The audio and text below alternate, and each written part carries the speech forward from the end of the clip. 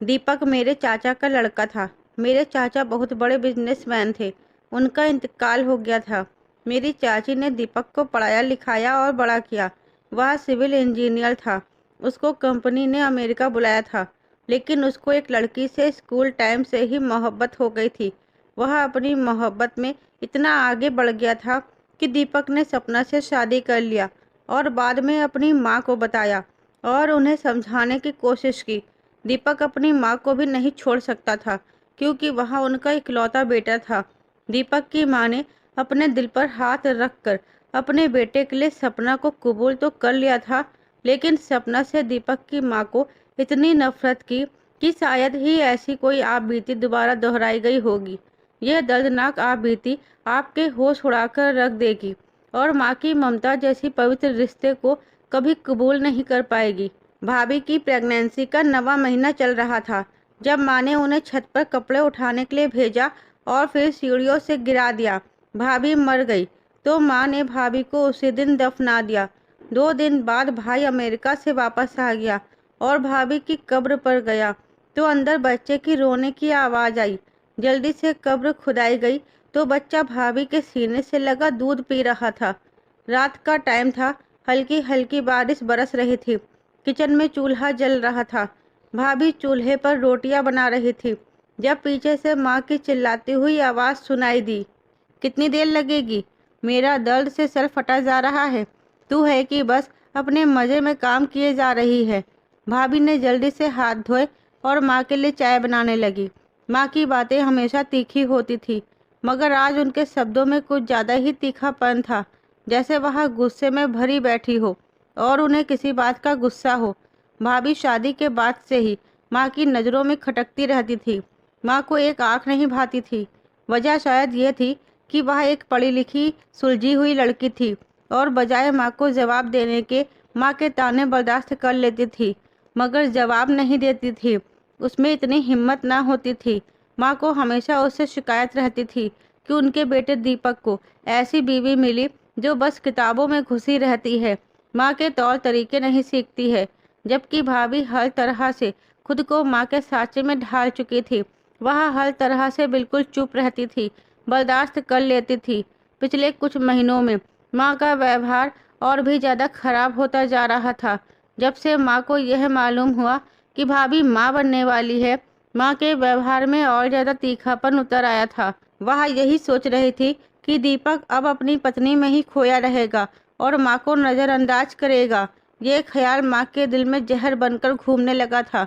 बीवी या माँ में से बेटा किसी एक का ही हो सकता है। माँ यह बात खुद से अक्सर दोहराती रहती थी। एक दिन माँ की बातें सुनकर भाभी का दिल टूट गया, क्योंकि उसने तो कभी भी माँ को दीपक से अलग करने की कोशिश नहीं की थी। वह अच्छे से समझती थी एक माँ और बेटे का क्या रिश्ता होता है। माँ ने अपने एक करीबी रिश्तेदार से कहा, यह लड़की मुझे बिल्कुल भी पसंद नहीं थी। मैंने तभी कहा था कि दीपक की शादी मैं अपने खानदान में करूँगी, मगर नहीं, उसे तो बस अपनी पसंद की करनी थी। अब भुगत तो मैं रही हूँ, बेटे को भी मुझसे छीन लेगी। भाभी पास ही खड़ी सुन रही थी। उसका जिस्म जैसे सुन्न हो गया था। उसे यकीन नहीं आ रहा था कि माँ की नफरत इतनी गहरी थी और यही नफरत एक दिन खतरनाक हो सकती है। उसे इस बात का अंदाज़ा नहीं था। वह तो यही समझती रही कि वक्त बीतने के साथ साथ माँ की नफरत भी बदल जाएगी, मगर यह शायद उसकी सोच थी। सपना की तबीयत बिगड़ने लगी थी। प्रेगनेंसी का 9वां महीना चल रहा था। वह अक्सर कमजोरी महसूस कर रही थी, मगर फिर भी घर के कामकाज में कमी नहीं आने देती। उसकी यही कोशिश होती कि वह माँ को शिकायत का कोई मौका ना दे, मगर माँ को यह सब पसंद नहीं था। वह चाहती थी कि सपना हर वक्त उनसे डरी सहमी रहे। सपना की चुप्पी भी माँ को वक्त बीतने के साथ साथ नफरत में बदलती जा रही थी। एक दिन माँ ने सपना को अपने कमरे में बुलाया और दरवाज़ा बंद करके कहा, सुन, तूने मेरे बेटे को मुझसे दूर कर दिया है। अगर तू यह समझ रही है कि बच्चा पैदा करके मेरे बेटे को तू अपने काबू में कर लेगी, तो ये तेरा वहम है। सपना ने नज़रें झुका ली और माँ से बहस नहीं करना चाहती थी, मगर माँ का शब्द खतरनाक था। सपना ने कुछ कहने के लिए अभी मुंह खोला ही था कि माँ एकदम आगे बढ़ी और धीमी मगर जहरीली आवाज़ में बोली, अगर मैं चाहूँ तो वह दिन कभी नहीं आएगा जब तुम माँ कहलाओगी। यह सुनकर सपना लड़खड़ा गई। सपना की सास की कही हुई बात उसके दिल में ही अटक गई। उसका हाथ खुद ब खुद पेट पर चला गया। वह घबराकर माँ की तरफ देखने लगी, मगर माँ की आंखों में नफरत के साए नजर आ रहे थे। माँ, ये आप क्या कह रही हैं? आप ऐसा सोच भी कैसे सकती हैं? आखिर को यह बच्चा आपका भी तो वारिस है। मगर वह तेज आवाज में बोली, तुम और तुम्हारा यह आने वाला बच्चा अगर हम दोनों माँ बेटे के बीच में दूरी पैदा करने का कारण बनेगा तो मैं ये किस्सा ही खत्म कर डालूंगी। ये सुनकर सपना के दिल की धड़कनें तेज हो गई और उसका जिस्म ठंडा पड़ने लगा। वो ये बात बर्दाश्त नहीं कर सकती थी, इसलिए वह अपने बहते हुए आंसू के साथ कमरे से चली गई। रात को दीपक का फोन आया तो माँ ने सपना भाभी से बात करते हुए सुन लिया। दीपक सपना से कह रहा था वह 3 दिन बाद वापस हिंदुस्तान आ रहा है, जबकि तुम्हारा आखिरी महीना चल रहा है, इसलिए मैं चाहता हूँ कि उस वक्त मैं तुम्हारे पास रहूं। यह सुनकर माँ के चेहरे पर अजीब सी मुस्कुराहट आई, जैसे उन्हें कोई मौका मिल गया हो। 3 दिन बाद नहीं दीपक, तू जब पहुँचेगा सब कुछ बदल चुका होगा। माँ ने अपने खौफनाक मजबूत आइडिया पर काम करने का फैसला कर लिया था। रात का सन्नाटा हर चीज को अपने में दबोच रहा था। माँ चारपाई पर बैठी एक चादर में लिपटी गहरी सोच में गुम थी। उनकी आंखों में एक अजीब सी चमक थी, जैसे वह किसी बड़े फैसले पर पहुंच चुकी हो। यह बच्चा पैदा होने से पहले ही मर जाए तो ये ख्याल उनके दिमाग में बार बार गूंज रहा था। उन्हें लगता था अगर बच्चा पैदा हो गया तो दीपक हमेशा हमेशा के लिए अपनी पत्नी और बच्चे का होकर रह जाएगा। माँ को तो वह पूछेगा भी नहीं। यह माँ को किसी भी हाल में मंजूर नहीं था। वह बिल्कुल बर्दाश्त नहीं कर सकती थी कि उनका बेटा उनसे ज़्यादा किसी और को अहमियत दे। वह सपना को रास्ते से हटाने का फैसला कर चुकी थी। अब उसे उस पर काम करना बाकी था, मगर सवाल ये था कि कैसे। पहला ख्याल जो माँ के दिमाग में जहर का आया था, सोचा कि खाने में कोई चीज़ मिला दे, मगर जहर धीरे धीरे असर करता है और अगर किसी को शक हो गया तो मेरा बेटा दीपक मुझे कभी माफ़ नहीं करेगा। इस डर ने माँ को यह करने से रोक दिया। मगर वह दूसरा ख्याल जो माँ के दिमाग में आया था, एक हादसा। अगर सपना को ऐसा धक्का दिया जाए कि सबको यही लगेगा कि वह खुद गिर गई है, अगर ऐसा हो किसी को भी माँ पर शक ना हो। यह सोचकर माँ अपने चेहरे पर मुस्कुराहट ले आई। हाँ, यही ठीक रहेगा। सपना को छत पर ले जाकर धक्का दे दूंगी। सब यही समझेंगे कि वह खुद गिर गई है। इस तरह मेरे रास्ते का कांटा भी निकल जाएगा और किसी को मुझ पर शक भी नहीं होगा। माँ ने दिल ही दिल में अपने आइडिया को मजबूत बनाया था। अगली सुबह माँ ने सपना को बुलाया। बेटी, बारिश के बाद छत पर कपड़े पड़े हैं, देख तो जरा कहीं उड़ तो नहीं गए। मेरे तो घुटने में बहुत दर्द हो रहा है। सपना ने चौंक करके माँ की तरफ देखा, क्योंकि आज पहली बार माँ के शब्द इतने प्यार भरे थे। यह हैरान करने वाली बात थी, मगर सपना ने ज़्यादा ध्यान नहीं दिया। वह धीरे धीरे सीढ़ियाँ चढ़ने लगी। माँ भी पीछे पीछे थी। ये सफ़र सपना के लिए आखिरी साबित होने वाला था। शाम का टाइम था। सपना की तबीयत कुछ ठीक नहीं लग रही थी, मगर माँ ने जिस प्यार भरे शब्दों में उसे बुलाया था, उसमें ऐसा कुछ था कि वह मना ना कर सकी। आखिर वह एक माँ थी और यह सब सहने की उसकी अब आदत हो चुकी थी। मगर आज माँ की आवाज़ में एक अजीब सी नरमी थी। सपना के कानों से माँ के वह शब्द दोबारा से टकराए। बेटी, बारिश के बाद छत पर कपड़े रखे थे, देख तो जरा उड़ तो नहीं गए। माँ का यह अंदाज विश्वास करने वाला नहीं था, मगर माँ तो माँ होती है ना। शायद उनके दिल में ममता जाग गई हो। सपना सोचने लगी, शायद दीपक के आने की खबर ने ही माँ के दिल को पिघला दिया हो, या फिर उन्हें आने वाले मेहमान की खुशी हो जिसने उन्हें बदलने पर मजबूर कर दिया हो। आज तो माँ कुछ अलग लग रही है, सपना ने दिल में सोचा और हल्के से मुस्कुराहट के साथ धीरे धीरे सीढ़ियों की तरफ बढ़ने लगी। मगर जैसे ही वह पहली सीढ़ी पर कदम रखने लगी, एक पल के लिए उसका दिल अजीब सी बेचैनी में पड़ गया था। उसे लग रहा था जैसे कुछ गलत होने वाला है, कुछ बहुत बुरा। क्यों मैं माँ पर शक कर रही हूँ? वह कुछ पल वही खड़ी रही, फिर सिर झटक दिया। माँ का बदला हुआ शब्द, नरमी, मोहब्बत, सब कुछ हकीकत ही तो था। वह क्यों बिना वजह वहम पाल रही थी? मुझे भी माँ की मदद करनी चाहिए, आखिर उन्होंने भी तो मेरा ख्याल रखा है ना। सपना ने खुद को तसल्ली दी और सीढ़ियाँ चढ़ना शुरू कर दी। माँ उसके पीछे थी, हर कदम के साथ सपना के अंदर एक अजीब सा डर बढ़ रहा था। किसी अनहोनी का एहसास उसे हर कदम पर डरा रहा था, मगर वह खुद को संभाल रही थी। सब ठीक है। छत पर पहुंचकर उसने इधर उधर नजर दौड़ाई। कुछ कपड़े सच में जमीन पर पड़े थे, कुछ हवा से इधर उधर भी पड़े हुए थे। सपना ने मुड़कर अपने पीछे देखा, जहां माँ बिल्कुल चुप्पे से उसके पीछे खड़ी थी। उनकी आंखों में एक खालीपन था और वह किसी गहरी सोच में डूबी हुई नजर आ रही थी। यह चुप्पी कैसी अजीब है। सपना को पहली बार लगा कुछ ठीक नहीं है। माँ, वह धीरे से बोली। माँ ने चौंक कर उसे देखा, फिर एक जहरीली मुस्कुराहट उनके चेहरे पर फैल गई। वह कौन सा कपड़ा है जो सबसे किनारे जा पड़ा है? माँ ने दूसरे किनारे की तरफ इशारा किया, जहाँ छत का एंड हो जाता है, और हमारे छत के दूसरे साइड में काफी गहरा गड्ढा भी था। वह किसी की जमीन थी। उसने अपनी जमीन में से काफी खुदाई करवा रखा था। उसके अंदर ईंट पत्थर भी पड़े हुए थे। सपना ने नजर उठाकर देखा, वह जगह खतरनाक थी, मगर माँ ने जो मोहब्बत दिखाई थी, उसके बाद वह शक कैसे कर सकती थी। माँ अपने घुटनों पर हाथ रखते हुए बोली, तुम यहाँ रुको, मैं देखती हूँ। माँ की चाल में लड़खड़ाहट देखकर सपना बोली, नहीं माँ, आप क्यों तकलीफ उठा रही हैं? मैं हूं ना। वैसे भी मैंने आपको कहा था कि आप नीचे रहिए, मैं खुद ही सारे कपड़े ले आती हूँ। उसने धीरे से कदम बढ़ाया और वह पल करीब आ गया था। सपना धीरे धीरे छत के कोने की तरफ जा रही थी।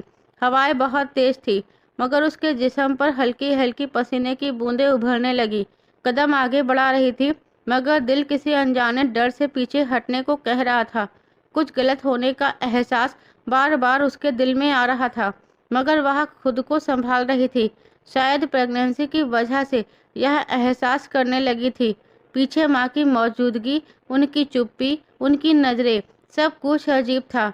जैसे ही वह छत के किनारे के उस तरफ पहुंची, उसने एक हाथ से दीवार को थामा था और दूसरे हाथ से किनारे की तरफ लटके हुए कपड़े को पकड़ने की कोशिश करने लगी, मगर अचानक उसे अपने पीछे हल्की सी सरसराहट महसूस हुई। माँ, उसने पलटकर देखना चाहा, मगर उसी पल माँ की गर्म सांसें उसके कानों के करीब पहुंची और उसे धीरे से सुनाई दिया, मैंने कहा था ना, यह दिन कभी नहीं आएगा। सपना के जिस्म में बिजली सी दौड़ गई। वह हक्का बक्का माँ की तरफ देखने लगी, जिनके होठों पर शैतानी मुस्कुराहट थी, जैसे वह अपने मजबूत आइडिया में कामयाब होने वाली हो। उसे सब कुछ समझ आ गया था। माँ की रातों रात मोहब्बत, उनका अचानक नरम पड़ जाना, अब यह सब एक चाल थी जो माँ ने सपना को रास्ते से हटाने के लिए चली थी। सपना माँ की तरफ देखते हुए बोली, नहीं माँ। उसने घबराकर दीवार को मजबूती से पकड़ने की कोशिश की, मगर माँ की ताकत, धक्का देने वाली उंगलियां उसके कमर पर महसूस हुआ, और फिर हवाओं में एक दिल दहलाने वाली चीख गूंजी और सपना नीचे गिर गई थी। वक्त जैसे रुक सा गया था। उसका दिमाग तेजी से बीते हुए पलों में भटकने लगा। दीपक की मोहब्बत भरी मुस्कुराहट, उसका पेट सहलाते हुए माँ बनने की खुशी, माँ के शब्द, और अब यह पल। उसके हाथ हवा में किसी चीज को पकड़ने के लिए बेचैन थे, मगर पकड़ में कुछ न आया। जमीन पास में आ रही थी, साथ ही अंधेरा छाने लगा था। तेज हवा की सरसराहट सपना के कानों से टकरा रही थी। उसका जिस्म तेजी से नीचे गिर रहा था, मगर उसके अंदर की माँ चीख रही थी, नहीं, मुझे बचना होगा, मुझे अपने बच्चे के लिए लड़ना होगा। आखिरकार जैसे ही उसके कदम हवा में नीचे आ रहे थे, उसके हाथ में एक चीज आ गई। छत के किनारे से लगी हुई एक लोहे की रॉड, जो कपड़े सुखाने के लिए बांधी गई थी। सपना ने पूरी ताकत से उसे थाम लिया था। उसके बाजू में दर्द की एक तेज लहर दौड़ गई थी, मगर उसने हार नहीं मानी। वह अब हवा में झूल रही थी। मौत कुछ पलों की दूरी पर थी, मगर वह जिंदा थी। वह पल सपना के लिए बहुत खतरनाक था। उसने ऊपर देखा तो माँ का चेहरा बिल्कुल पीला पड़ चुका था। यह मंजर माँ के दिमाग में भी नहीं था। वह चाहती थी सपना सीधे नीचे गिरे, मगर वह तो अभी तक जिंदगी से लड़ रही थी। माँ, मुझे ऊपर खींचो। सपना की आंखों में एक उम्मीद थी। उसकी सांसें उखड़ रही थी, मगर उसकी आवाज में उम्मीद की आखिरी चमक थी। माँ के चेहरे पर एक पल के लिए घबराहट आ गई थी, मगर फिर वही मुस्कुराहट लिए बोल पड़ी, तुझे लगता है मैं तुझे बचा लूंगी? माँ ने नीचे जाकर धीरे से कहा, चाहे तो जितनी देर यहाँ पर लटकी रहो, मगर बच नहीं सकती। और माँ ने अपने पैरों से हल्का सा धक्का दिया। सपना ने मजबूती से रॉड को थाम रखा था। माँ नहीं, आप ऐसा नहीं कर सकती, आखिरी बार सपना ने अपने मुंह से कहा था, मगर अगले ही पल उसके हाथ की पकड़ कमजोर पड़ गई और वह नीचे गिरने लगी। इस बार कोई चीज उसे रोकने वाली नहीं थी। एकदम से वह जमीन पर गिरी। गिरने की जोरदार आवाज पूरे मोहल्ले में गूंजी थी। सपना की आंखों के आगे अंधेरा छाने लगा था। एक साथ कई हड्डियां टूटने की आवाज आई थी। पूरे जिस्म में दर्द की बहुत तेज लहर थी। वह कुछ पल के बाद भी जान जमीन पर पड़ी थी। छत से नीचे देखने पर माँ ने एक पल के लिए अपनी सांस रोक ली, लेकिन अगले ही पल सपना को गड्ढे में पड़ा देखकर माँ के चेहरे पर मुस्कुराहट फैल गई। सपना का जिस्म बेजान लग रहा था, मगर माँ को अभी एक अनजाना सा डर महसूस हो रहा था। कहीं सपना अभी जिंदा तो नहीं? उन्हें यह जल्दी से जांच करनी थी। दरवाज़ा खोलकर आंगन में आई। आसपास देखा, मोहल्ले में हर तरफ चुप्पी थी। शायद अभी किसी ने कुछ नहीं सुना था। उन्होंने गहरी सांस ली और सपना के पास पहुंची। घबराहट के मारे माँ के दिल की धड़कनें तेज हो चुकी थी। उस वक्त जब वह सपना के पास पहुंची थी तो सपना की आंखें आधी खुली हुई थी। वह चेहरा दर्द में तड़प रहा था। उसके होठों से हल्की सी सरसराहट निकल रही थी। अभी जिंदा है। माँ का दिल तेजी से धड़कने लगा। अगर वह बोल पड़ी कि मेरे साथ ये सब मेरी माँ ने कर दिया है, तो मेरे तो किए किराए पर पानी फिर जाएगा। और अगर दीपक को मालूम पड़ गया कि सपना को मैंने छत से धक्का दिया है, तो वह तो मेरे हाथों से निकल जाएगा और मैं ऐसा कभी नहीं होने दूंगी। इसलिए सपना का खत्म होना बहुत ही जरूरी है। माँ ने इधर उधर देखा और जल्दी से जमीन पर पड़ी मोटी ईंट उठाई। एक पल के लिए माँ के कदम डगमगाए। उन्होंने धीरे से आवाज की, मैं कमजोर नहीं पड़ सकती, मुझे यह करना होगा, भगवान माफ कर दे, पर यह करना बहुत जरूरी है। उन्होंने पूरी ताकत से सपना के सिर पर वह ईंट दे मारी। ईंट लगते ही आखिरी सिसकी आई और सपना हमेशा हमेशा के लिए चुप हो गई। माँ ने एक पल को अपनी धड़कन सुनी। हर चीज चुप थी। अब जल्दी करना होगा। उन्होंने हाथों के कपकपाहट पर काबू पाते हुए लाश को देखकर सोचा, अब उसका काम तमाम हो चुका है, मगर उसे यहाँ छोड़ नहीं सकती। अगर किसी ने सपना को यहाँ इस हालत में देखा तो सबको मुझ पर शक हो जाएगा। एकदम माँ के दिमाग में आया कि कब्रिस्तान तो यहाँ से ज्यादा दूर नहीं है। सपना के पास खड़ी माँ ने एक गहरी सांस ली। उसको यह पता चल गया था कि सपना अब मर चुकी है, मगर अब उसके जिस्म को भी ठिकाने लगाना था। यह सब कांड करते करते रात का अंधेरा हर तरफ छा चुका था। गली मोहल्ला बिल्कुल सुनसान था। हर दरवाजा बंद था। सब लोग शायद सो चुके थे। अगर किसी ने चीख सुनी भी होगी तो उसे कोई मामूली सपना समझकर नजरअंदाज कर दिया गया होगा। अगर किसी ने सपना की चीख सुनी होती तो कोई ना कोई यहाँ जरूर आ जाता। अगर लाश ज्यादा देर यहाँ रही तो कोई ना कोई देख लेगा। माँ ने जल्दी से आगे बढ़कर दरवाजा अंदर से बंद किया और कुछ पल सोच में पड़ गई, क्या करूं। अचानक माँ की नजरें आंगन के कोने में रखी बोरी पर पड़ी। सपना ने कुछ दिन पहले पुराने कपड़े और बेकार सामान डालने के लिए उसे यहाँ रखा था, मगर उसे क्या पता था कि बेकार सामान और कपड़ों की बजाय उसे ही उस बोरी का हिस्सा बना दिया जाएगा। यह ठीक रहेगा। वह जल्दी से बोरी के पास आई, उसे खोला और सपना के बेजान जिस्म को दोनों हाथों से घसीटकर उसमें डाल दिया। लाश में बहुत वजन थी, मगर माँ के दिल में डर और घबराहट थी। उन्हें थकान का भी एहसास नहीं हुआ। बोरी को अच्छी तरह से लपेटने के बाद उन्होंने जल्दी से उसे घसीटकर आंगन के कोने में रखा, जहाँ बोरी और जलाने के लिए लकड़ियाँ पड़ी थी। बस अब किसी को कुछ पता नहीं चलेगा। लेकिन अभी असल समस्या ये थी कि कब्रिस्तान तक मैं इस लाश को कैसे ले जाऊंगी। माँ के माथे पर पसीना आ गया। अगर वह लाश को जल्दी दफनाने ना ले गई तो सुबह होते ही कोई न कोई घर में दाखिल होगा और सब किया धरा बर्बाद हो जाएगा। उन्हें अपने किए किराए पर पानी फैलता हुआ दिखाई दिया। जल्दी सोचने लगी, दीपक की जिंदगी से इसे निकाल कर ही रहूंगी। अचानक माँ के दिमाग में एक आइडिया आया। यही वक्त है। उन्होंने आंगन के कोने में दीपक की पुरानी साइकिल को देखा, जो दीपक बचपन में चलाया करता था। वह साइकिल पुरानी थी, लेकिन काफी हैवी साइकिल थी। उस पर बोरी या सामान ले जाया जा सकता था। फिर जल्दी जल्दी माँ ने उस बोरी को घसीटकर उस साइकिल पर रखा और कपड़े से ढका ताकि कुछ नजर न आए। फिर खुद को संभालते हुए दरवाजा खोला। रात का हर तरफ सन्नाटा छाया हुआ था। सन्नाटा इतना कि माँ की अपनी सांस डबल सुनाई दे रही थी। दरवाज़ा खोलने की आवाज़ उस वक्त बहुत भयानक लग रही थी। माँ साइकिल घसीटते हुए कब्रिस्तान की तरफ कदम बढ़ा दिया। रात की काली स्याह हर जगह छाई हुई थी। माँ के हाथ उस साइकिल के हैंडल पर थे और वह तेजी से कदम बढ़ा रही थी। जमीन हल्की सी नरम थी, शायद शाम में कहीं कहीं हल्का बूंदी बांदी हुई थी। यह काम जल्दी करना होगा, माँ ने अपने आप से कहा और तेज रफ्तार कर दी, क्योंकि माँ जल्दी जल्दी वहां कब्रिस्तान पहुंचना चाहती थी। मोहल्ले की गलियां अंधेरे में डूब चुकी थी। हर दरवाजा बंद था, मगर माँ का दिल तेजी से धड़क रहा था, कहीं कोई जाग न जाए। बार बार माँ के दिल में यह ख्याल माँ को और डरा रहा था। रास्ते में एक मोड़ पर पहुंचकर अचानक माँ को एक साया नजर आया। कौन है? एकदम माँ का दिल दहल गया। माँ धीरे से साइकिल को ढकेलते हुए गली के कोने तक ले गई, मगर करीब जाकर देखा तो गली के कोने में कुत्ते की परछाई थी, जो एक टूटी हुई दीवार के साथ बैठा था। माँ ने सुकून का सांस लिया, मगर उनके पैरों की रफ्तार और ज्यादा तेज हो गई। अचानक सामने एक दरवाजा खुला और अंदर से एक बूढ़ी औरत बाहर निकली। माँ जल्दी से एक पेड़ के साए में दुबक गई। वह उस मोहल्ले की काकी थी, जो अक्सर रातों को उठकर बाहर टहलती थी। माँ ने भगवान से दुआ की वह बुढ़िया बाहर ज्यादा देर न रुके, वरना माँ को यकीन था वह जरूर पकड़ी जाएगी। बूढ़ी औरत ने एक पल को इधर उधर देखा, आसमान की तरफ नजर डाली, फिर धीरे से बड़बड़ाते कहा, अजीब रात है, अभी कुछ ज्यादा ठंड भी नहीं है, ना जाने आज मौसम में कैसा बदलाव है। यह कहते हुए उस बुढ़िया ने दरवाजा बंद कर दिया।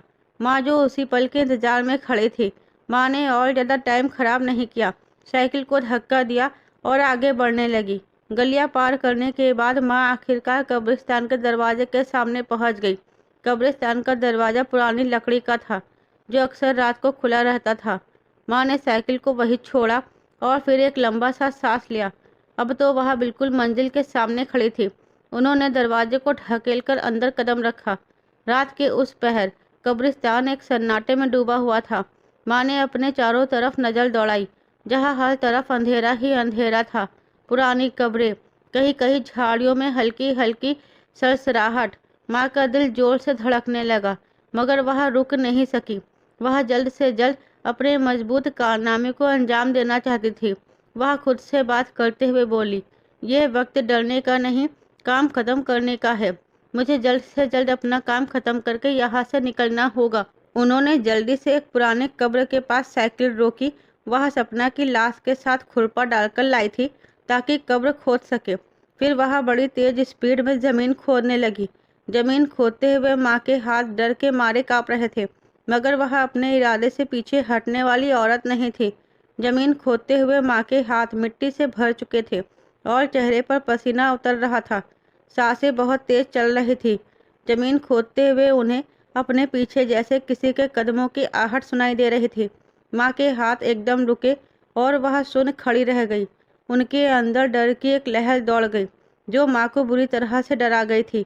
माँ ने मुड़कर पीछे देखा, मगर वहाँ कोई नहीं था। मुझे अपने दिल से इन सारे डर को निकालकर फेंकना चाहिए और जल्दी जल्दी यह सब काम खत्म करना चाहिए, ताकि आने वाले टाइम में किसी को यह पता ना चल सके कि सपना के साथ जो कुछ भी हुआ उसकी जिम्मेदार मैं हूँ। उन्होंने आखिरी बार इधर उधर देखा। कब्रिस्तान में पूरा सन्नाटा था। कहीं दूर एक टिटहरी बोल रही थी और पेड़ों में सरसराहट थी। उस वक्त रात का वह मंजर किसी को भी डरा सकता था। माँ ने बोरी को दोनों हाथों से खींचा और कब्र में धक्का दिया, मगर जैसे ही बोरी कब्र में गिरी, माँ के कानों में एक आवाज गूंजी। माँ का पूरा जिस्म कांप गया। उन्होंने तेजी से पीछे मुड़कर देखा, मगर वहाँ कोई नहीं था। ये क्या था? माँ के हाथों की पकड़ कमजोर हो गई। क्या माँ ने सच में सपना की आवाज़ सुनी है? क्या सपना की सांस अभी चल रही थी, या ये सब मेरा वहम है? खुद को समझाने लगी, ये सब उनके दिमाग का वहम है, मगर अंदर ही अंदर महसूस हो रहा था। उन्होंने जल्दी जल्दी मिट्टी डालना शुरू किया, मगर जो जो मिट्टी सपना के बेजान शरीर पर डालती गई, माँ के कानों में एक धीरे धीरे आवाज़ गूंजती गई, माँ मेरा बच्चा मत मारो माँ, मत मारो। माँ का सांस रुकने लगा था, हाथ पैर कांपने लगे थे। यह सब वहम है। उन्होंने पूरी ताकत से खुली कब्र में मिट्टी भरना शुरू किया। माँ ने आखिरी बार उस कब्र को देखा और थकी हारी पीठ सीधी करके खड़ी हो गई। काम पूरा हो चुका था। अब कोई यह जान भी नहीं सकेगा कि सपना कहाँ गई।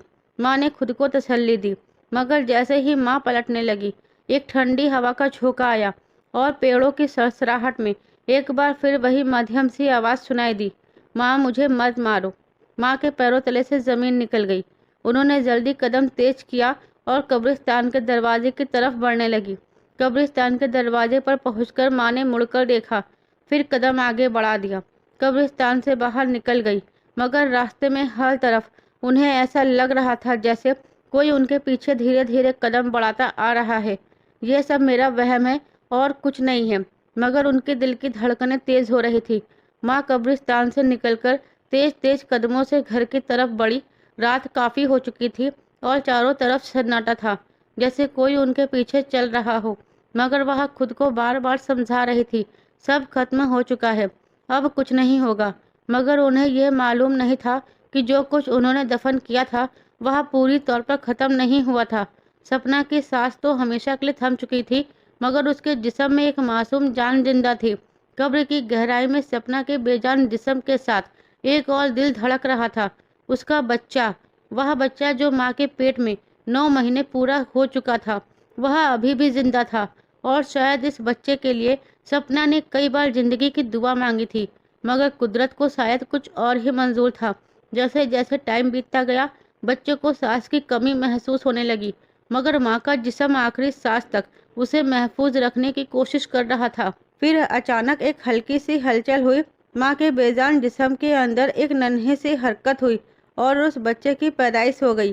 फिर एक और झटका और एक मासूम, फिर एक धीमी सी मध्यम से रोने की आवाज़। कब्र की गहराई में एक बच्चा जिंदा था। अंधेरे में दफन हुआ मासूम जान धीरे धीरे हिलने लगी। माँ के सीने से लगा वह बच्चा दुनिया में अपनी पहली सांस ले रहा था। और फिर कब्र के नीचे से बच्चे की रोने की एक मध्यम दिल दहलाने वाली आवाज़ तेज हुई। आवाज़ जमीन के नीचे से दबी हुई गहराई से आ रही थी, मगर कुदरत की करिश्मा ने उसे हवा में बिखेर दिया था ताकि बच्चे को नई जिंदगी मिल सके। कब्रिस्तान में हर चीज खामोशी में डूबी थी, मगर जैसे ही बच्चे की रोने की आवाज़ निकली, पेड़ों की सरसराहट तेज हो गई। अचानक हवा का तेज बवंडर उस कब्र के आसपास घूमने लगा और काफी हद तक बवंडर ने उस मिट्टी को खोद डाला था। कहीं दूर कब्रिस्तान के रखवाला उस बच्चे की आवाज़ पर चौंका। यह बच्चा कहाँ रो रहा है? लगता है कब्रिस्तान से आवाज़ आ रही है। उसके रोंगटे खड़े हो गए। रात के उस पहर कब्रिस्तान में किसी बच्चे की रोने की आवाज़ आई। हे भगवान, यह कैसी आफत है। वह जल्दी से अपनी लालटेन लेकर कब्र की तरफ दौड़ा था ताकि यह जान सके कि बच्चे की रोने की आवाज़ कहाँ से आ रही थी। जब वह कब्रिस्तान में पहुंचा और नज़र दौड़ाया तो उसकी नज़र उस कब्र पर पड़ी जो अभी अभी उस बवंडर ने काफ़ी हद तक खोल दिया था। कब्रिस्तान के रखवाले ने कदम तेजी से आगे की तरफ बढ़ाया और उस कब्र पर खड़ा होकर उस कब्र की हालत को देखने लगा।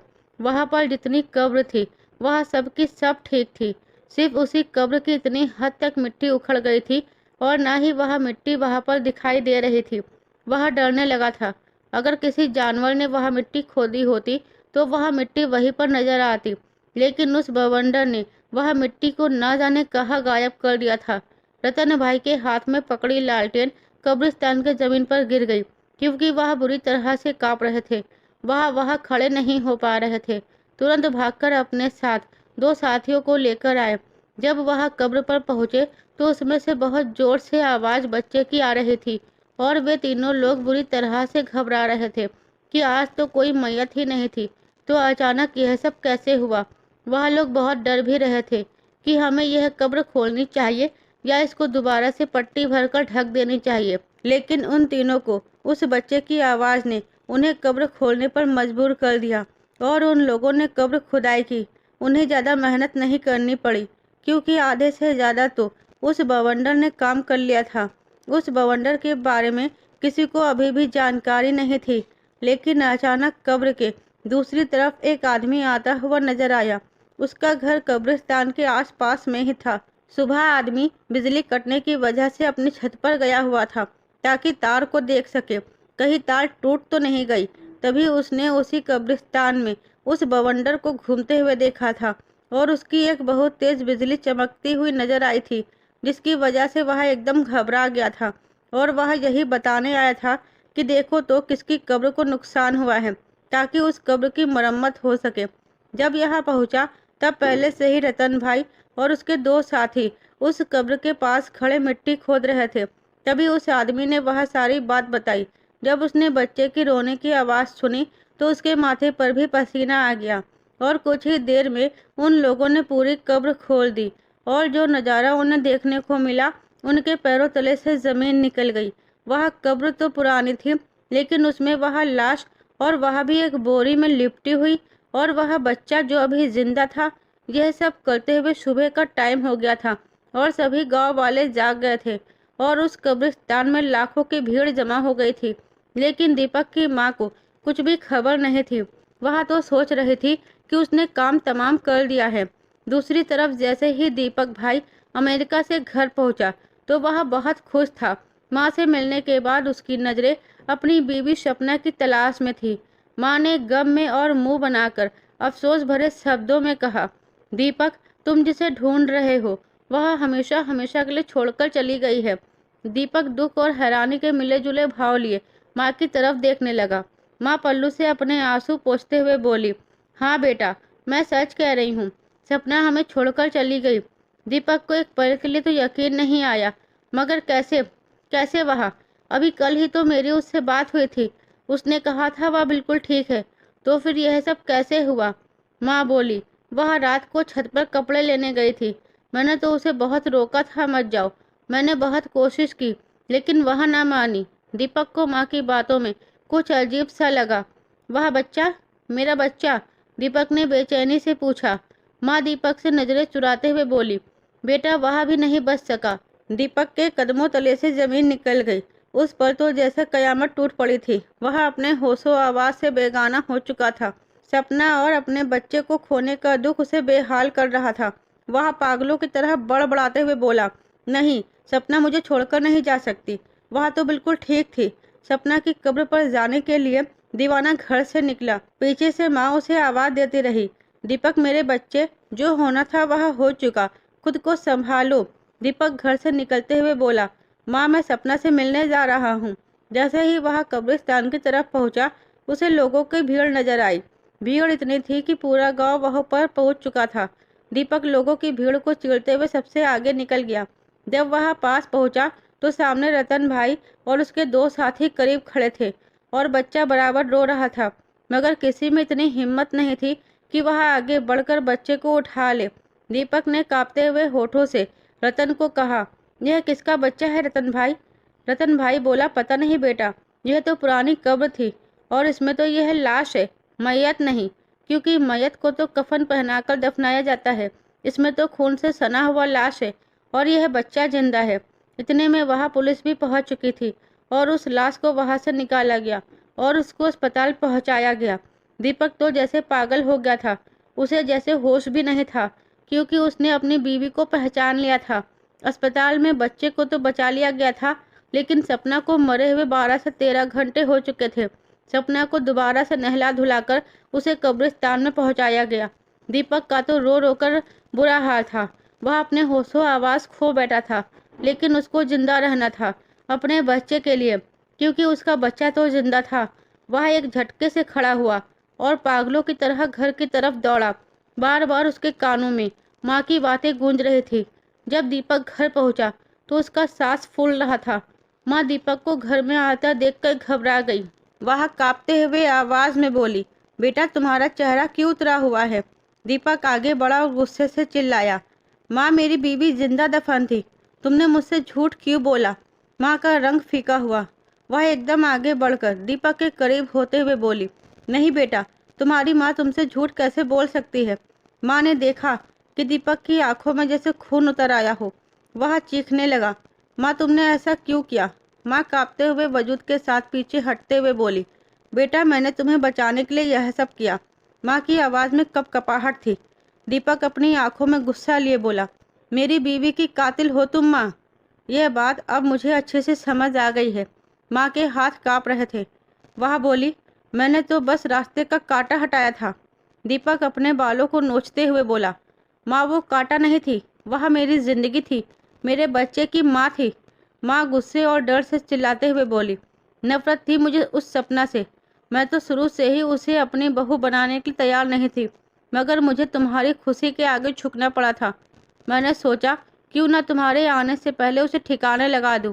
इसलिए मैं उसे कपड़ों के बहाने छत पर ले गई और वहां से मैंने उसे धक्का दे दिया। दीपक की आंखों में हैरानी छा गई। अपनी माँ की तरफ देखे जा रहा था।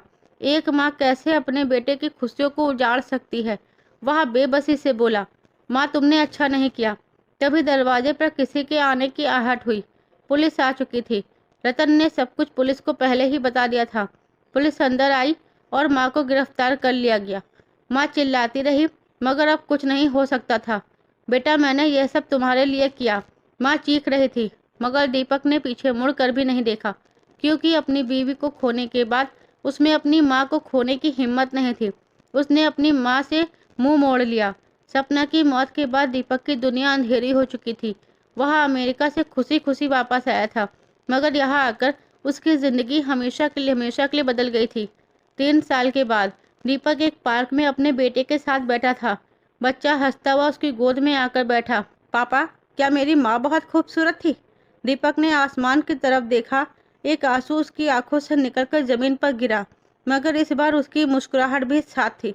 हाँ बेटा, वह दुनिया की सबसे खूबसूरत औरत थी, मगर शायद उसका और तुम्हारे पापा का साथ बहुत कम दिनों के लिए था।